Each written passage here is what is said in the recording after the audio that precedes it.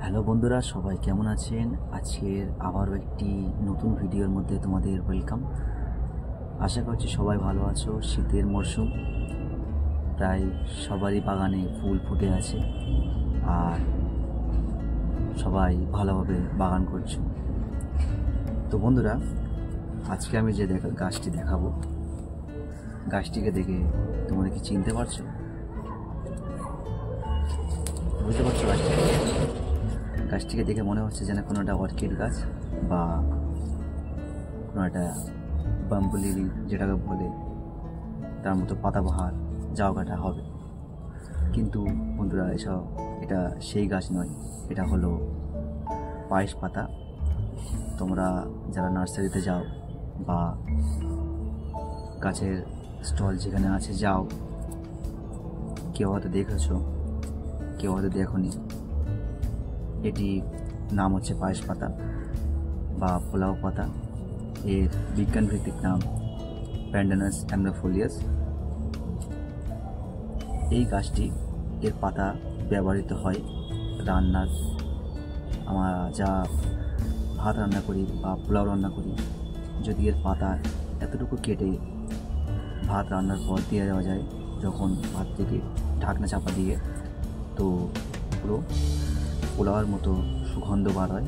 সেই ভাত থেকে, পোলাও থেকে আরও অন্য অন্য জিনিসে ব্যবহার করা হয়। আমরা যদি চাই এই গাছটিকে সেখানে ব্যবহার করতে পারি, এই পাতাগুলো ব্যবহার করতে পারি।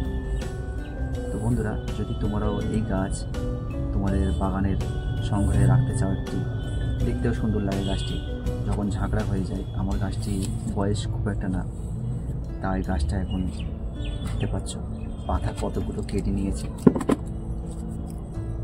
পাতা কেটে কেটে গাছটি অনেক ছোট হয়ে গেছে। এর পাশ দিয়েও অনেক শুট বার হয়, সেখান থেকেও গাছ করা যায়।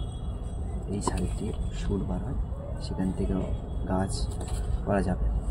এখন নতুন গাছটা নতুন বলে হয়তো বার হচ্ছে না। পাতাগুলো দেখতে ভালো লাগে, যদি একে সাজানো একটা পাতাবাহার হিসাবে রাখা যায়, তাও ভালো লাগবে দেখতে। গাছটিকে দেখছো তো বন্ধুরা, আশা করছি তোমরা বুঝতে পেরেছ গাছটিকে।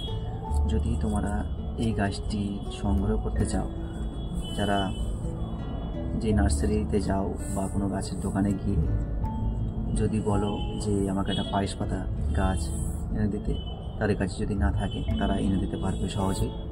কেন গাছটি খুব রেয়ার না যে পাওয়া যাবে না, পাওয়া যাবে। যদি বলো তো এনে দিতে পারবে ওরা। এই গাছটি অনেক বেনিফিটও আছে, তোমরা গুগল করে দেখতে পারো। গাছটি অনেক উপকার আছে।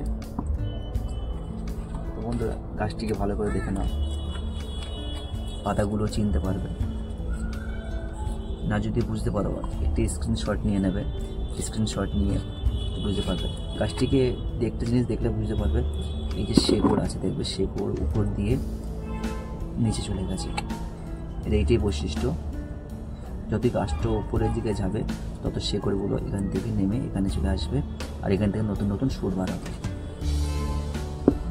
তো বন্ধুরা, তোমাদের যদি ভিডিওটা ভালো লেগে থাকে, তো চ্যানেলটিকে, যারা এখনও সাবস্ক্রাইব করোনি, চ্যানেলটিকে সাবস্ক্রাইব করে একটি লাইক দিয়ে বেল আইকনটা অল করে দেবে।